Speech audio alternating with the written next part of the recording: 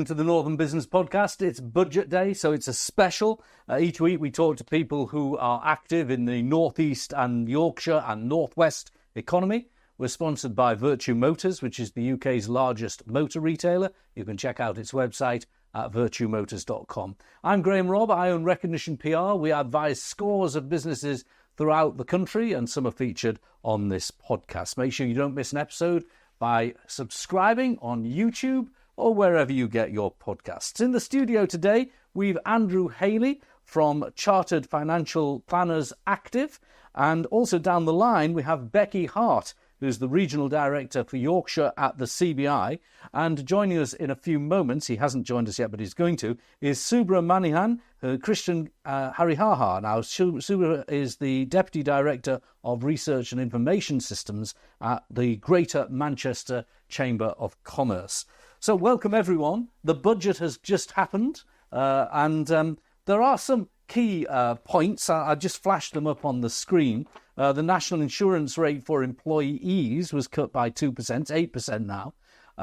The non-dom status of extremely wealthy people who have a foreign domicile was scrapped. Also, holiday lets are now going to be subject to business rates. Business class flights will be taxed more. The child benefit taper will be moved so it starts at £60,000 rather than £50,000, and there'll be a new rule on single family earners, or single earner families rather, and double earner families, but that'll be phased in a few years' time. And there'll be a new ISA level of an extra £5,000 to put in your savings on UK equities.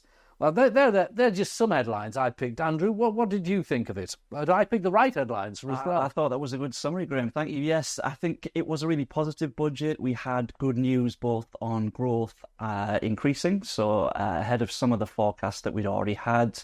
We're looking at about 0.8% growth in 2024 and heading more towards that 2% range in the next year. And more positively as well, the inflation news, we spoke about it previously when we had our update, still at that 4% mark now, and we'll get an update on the 20th of March, again on CPI. But it looks as though within the next few months we should be closer to that 2% target that the Bank of England have. Now, these forecasts are from the Office of Budget Responsibility. They're the official forecasts that the government by law has to make its budget on. Yes. So they may not be absolutely correct, and in fact the track record of the OBR hasn't been perfect, but they do give the government a little bit more flexibility. He did do all sorts of other little things that saved people money that otherwise would have been levied: alcohol duty frozen, fuel duty frozen, and so on. What was your headline? What would you think? You're advising people in their investments, their pre-retirement investments. What do you think the most important thing was for you? Yeah, the standout news is going to be the NI cut. Everyone sort of anticipated to some extent we would see an NI cut around that level. But I think the more interesting one was the high income child benefit charge. So moving that on, what people have felt has been an unfair tax. The talk of moving that to a household basis, which is still going to take some doing from HMRC, but moving that to a more fair basis and initially at least lifting those thresholds at which they start removing child benefit, I think will be a positive. As a financial planner, that British ISA, obviously we'll still need to see the detail on it, is an interesting one. I like the fact that it was over and above the £20,000 that you'll already have, so it wasn't eating into your standard allowance. So the other thing about that, and this, I suppose you're not really allowed to give investment advice, so we appreciate that, but I'll ask you in a way that you can give a rounded view. Yes. Is it right that the UK government gives an investment in a UK equity a tax advantage and maybe encourages people to invest in a UK equity rather than what's best for them? Because I don't know, if you're investing in, for argument's sake, shares in Apple or in Wall Street equities or property, that might be best for you.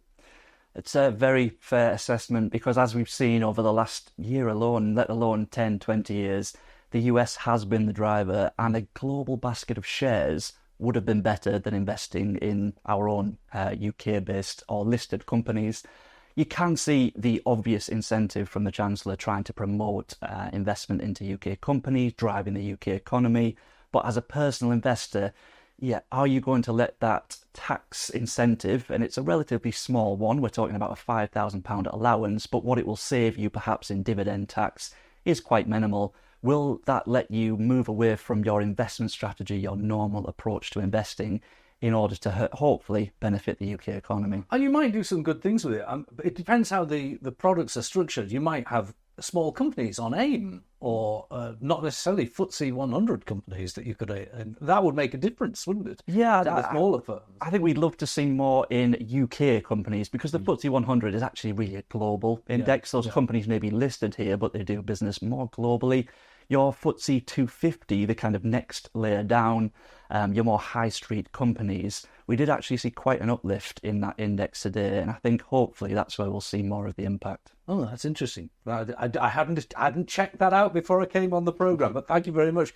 Subra, thank you for joining us. Nice to see you. And Beckie, I'll go to Beckie first, come to you in a moment, Subra. Beckie, you're from the CBI, Regional Director in Yorkshire. Now, I've got your CBI submission here, and to be honest, you look like you got a lot of what you asked for. The CBI got several name checks throughout the budget speech as well. What was your take? I think, interestingly, when you read the first list of sort of the key takeaways, you could really tell in what context the budget was delivered. You know, it was an election year, so there was lots of politics in there, lots and lots of sort of personal announcements as well. But I think from a business perspective, you know, it is really good to see that sort of nod to extend capital expensing to sort of leased items. You know, it's not quite the full announcement that we wanted. You know, it will be a consultation, and there are caveats behind that. But a lot of businesses have said that will benefit them. So we'd really like to see a sort of bit more of sort of on the timelines around that.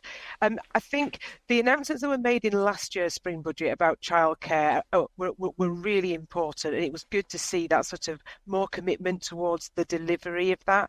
A lot of businesses say that affordable childcare is one of a really difficult way of actually getting is a barrier to getting people into work, and so we were pleased to see those sort of commitments as well. I mean, obviously there were things missing. I think the businesses were disappointed about the business rates relief not being extended, and we would have really wanted to see some more announcements around a sort of a green sort of roadmap in that sense, because that's something that especially businesses here in Yorkshire and Humber, which is the biggest carbon emitter in the country, and really at the forefront of the net zero transition, are really keen to sort of see as well. Now you had a bit of a mixed bag, I'd have to say. I think that's a very good assessment. You also wanted non-taxable health support for preventative, I suppose, mental illness things, and also keep getting workforce fit, so there's fewer absences from the workforce. And you wanted that to be possible to deliver by employers on a non-taxable basis, because obviously, if you give somebody private healthcare, that's taxable. Yes. I hadn't really thought about that. I suppose if you were offering someone some counselling service, and you're paying a counsellor, that actually is a benefit in kind, isn't it? So making it non-taxable, sensible. And the rationale behind that is again, we have a very high proportion of people who are not working due to long-term sick. So it's really to try and tackle some of those preventative measures, which actually can be enjoyed, by both small businesses, large businesses right across the country. So that's something that we will continue to talk to government about, because we do really think it's an important feature and would really help businesses. One thing you did get was a full expensing of leasing and leased assets. Explain actually how that tangibly will help a business. I mean, I lease a photocopier. Does it help me there, or is it? Yeah, so it would help both small businesses and larger businesses. So you could look at a lot of businesses, rather than buying assets, they would choose to lease them instead, because it's more cost effective for them. So when the big announcement was made in the autumn statement, which we've campaigned on for a long time about full expensing being enabled for purchase purchases, that the bit that was missing at that point was leased assets. And so we were really pleased to see that will be looked into. As I say, didn't quite go as far as we were hoping, and we do want to see some sort of clarity on timelines of that. But it is a nod to the importance of the fact that many manufacturers and other businesses right across the sort of spectrum do actually lease rather than buy. I did like your point on the business rates, because that's a big expense and it's likely to go up. We don't know how much, but we do know that the councils are going to be allowed to increase council tax by 5%. So I'm assuming business rates are going to go up by a similar margin. Do we know? Well, it's normally in line with sort of inflation. So obviously, when inflation was sat at 11%, that was a huge challenge. Now, obviously, we have seen it come down quite considerably, and yes, it might well get to the 2% Bank of England target sometime in the next couple of months. We actually expect that it might not stay there, but it will come down more sustainably in 2025. Let's move on to Subra from Manchester, Greater Manchester Chamber of Commerce. Thanks for joining us, Subra. What were you thinking looking at the budget from Manchester? How did it look to you? So I think we should position this in the context of the challenges that the economy faces at the moment. And if we look at those, we have issues with labour.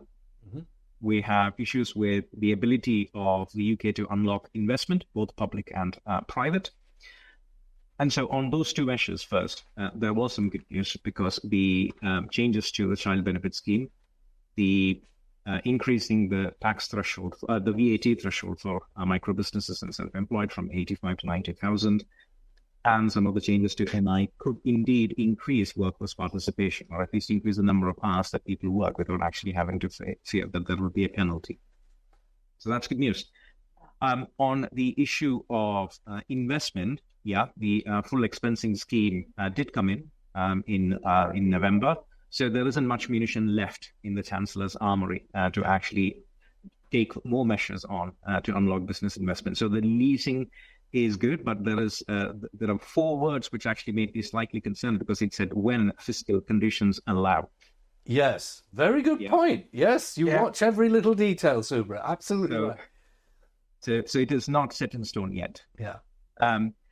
But then, the other sort of bigger point for us is, what is the headroom that is available within the OBR forecasts, and how does the Chancellor use to deploy that headroom? Now, firstly, of course, the headroom is not set in stone, because it will change according to economic conditions. So the next fiscal event we have, whoever delivers that, probably later in the year, they are going to have different wriggle roll with this.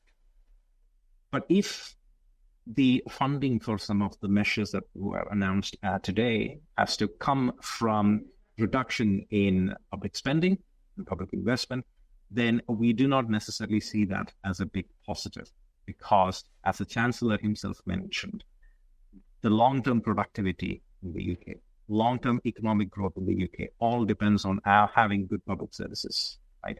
So if you look at those departments which are protected, they might be fine. So health and education, for example. But if you look at then the rest of the services which are not protected, and then the issue was mentioned about mental health services, preventative healthcare, etc., actually is critically important. Because in the Northwest particularly, and in Greater Manchester, the big contributor to economic inactivity is actually ill health. It's not necessarily the Great Resignation, which is true in some places in the wealthy South and Southeast, but not necessarily in the Northwest. And so, yes, it was a mixed bag. The British ISA is a good thing. Again, the question is, what is it for? Is it because you can, within the existing £20,000 allowance, actually invest on British equity?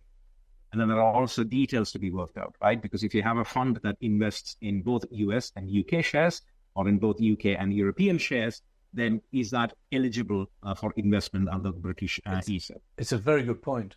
And also, there are other ways of investing that already attract tax relief, like EIS and SEIS, the enterprise investment schemes, aren't there?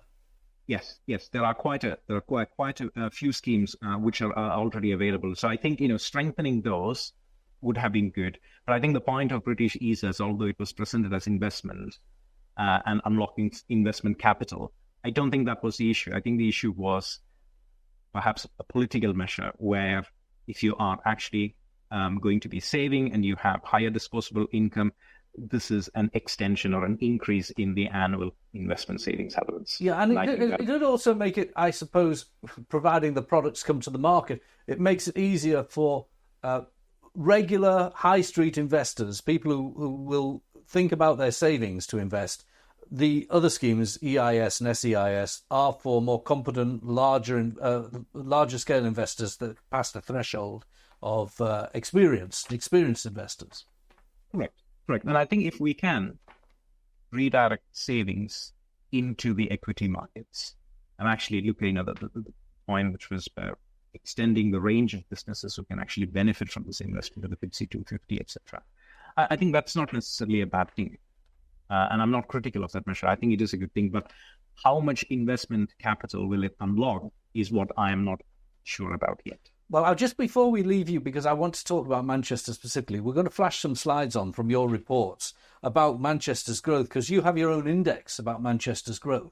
And what's very interesting is that in the budget, the Chancellor announced these trailblazer deals for devolution in the northeast, which is another part of the country our podcast is designed for. But Manchester, Greater Manchester, has had that kind of deal, in fact, even more devolution than the new Trailblazer deal. For many years, Andy Burnham has proved a competent administrator and has the trust of government. It's not a partisanship. You've made it work in Manchester. And you can see, looking at these graphs, what stood out for me was that Greater Manchester is beating the UK in terms of growth. Yes, and that is true. So if you look at annual average growth, Greater Manchester has, in some years, many years, grown in some cases at twice the national average. So that is the result of devolution. It is the result of also investment which has come in. So 1996, if you cast your mind back to June, there was the IRA bomb blast in the heart of Manchester. What happened in the aftermath of that bomb blast was a regeneration of Manchester city centre. There was a huge amount of investment, commercial property, lots of housing, but also then other developments associated with the Commonwealth Games in 2002. And then that cycle has continued on. So yes, there was a dip in 2008, 2009 during the recession. But since then, again, David Cameron and George Osborne were committed to the Northbound Powerhouse.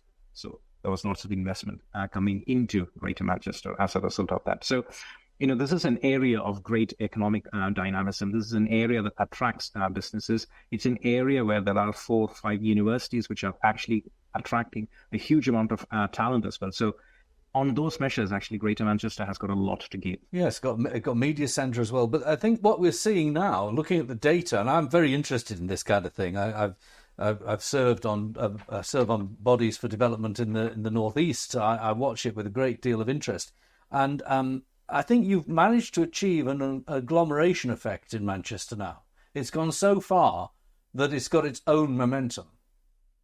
We certainly have.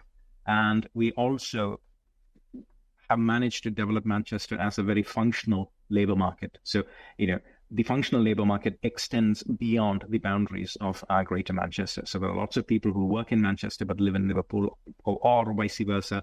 Lots of people, in Cheshire. They're also as far away as Stoke-on-Trent and Staffordshire. So I think the strength of devolution, local decision making, and then collaboration between local leaders is that you actually accelerate the agglomeration. Let's pull Beckie in, because Beckie, you're regional director of CBI in Yorkshire Humber. Yep. I know the patch I'm on. This programme comes out from Tees Valley, actually, where we've also got a strong mayor that's getting some action going. So the government in the budget today said they would give Trailblazer deal to North East. It also put some money into towns funds in Teesside and around the country, Yorkshire. But the Devo deal hasn't really settled at the pace that it is in the North East and in Manchester when it comes to Yorkshire. Well, actually, Michael Gove, when he was up in Leeds last Friday, did make announcements about both South Yorkshire and West Yorkshire in the fact that they would be at a level 4 deal. So that's with greater powers and greater funding than they actually get already. So you can see the direction that devolution is moving in around the region. And I think because by May of this year, the majority of the North will actually have a directly elected mayor.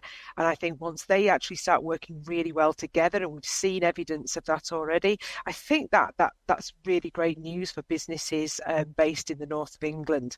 And obviously we've recently had consultations just finished, both in Hull and East Riding and also in Greater Lincolnshire area as well, and hoping, obviously we're really hoping that they will have had a positive outcome, that they will be also electing a directly a mayor come next year.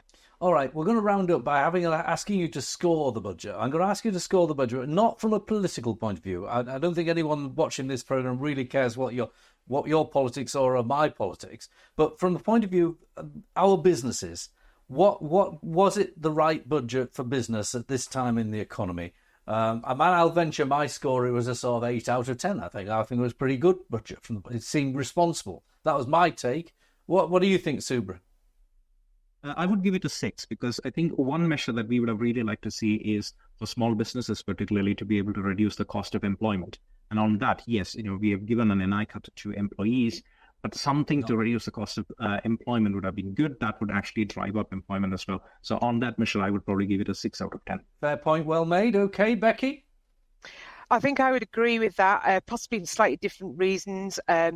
We did really want to see some more moves from a net zero perspective, and obviously the business rates, not announcing a continued freedom business rates was disappointing. I think from a personal perspective, I'm the chair of a Hull Truck Theatre, and so the theatre tax relief for in perpetuity is fantastic news. And that really, because it really helps them sort of develop the economy around culture, and I think the north of England again has got such a lot to offer. Well, that's fascinating to know that, by the way, but I think our podcast should look at the cultural effects of the economy from a cultural point of view in the next few months. So watch this space. I might invite you back with a different platform. What was your score? Oh, well, from a business perspective, I would agree, a 6. All right. Okay, and Andrew, your site, it's not just business for you, it's investors and people that you advise. Where would you score it? Very true. And on that, I'm going to have to agree with you, and I'll go with a 7. I think I like the fact that there wasn't too much tinkering with pensions or inheritance tax, for example. Keeping things simple. We want a sustainable system that you can plan to. And some of the positives, we've yet to see, obviously, the detail on the ISAs, but some of those aspects, the changes to the tax system, making it a little bit more fair, I think that, on the whole, was a positive. Well, Subra, Beckie, Andrew, thank you for joining us on the Northern Business Podcast. Do feel free to join us again in the next few weeks. And if you want to be on the podcast, get in touch with Harry Sinclair, who's my producer. Thank you to him today. Also, thank you to Robin Campbell, my technical operator. Don't forget to like and subscribe to us on YouTube or wherever you get your podcasts.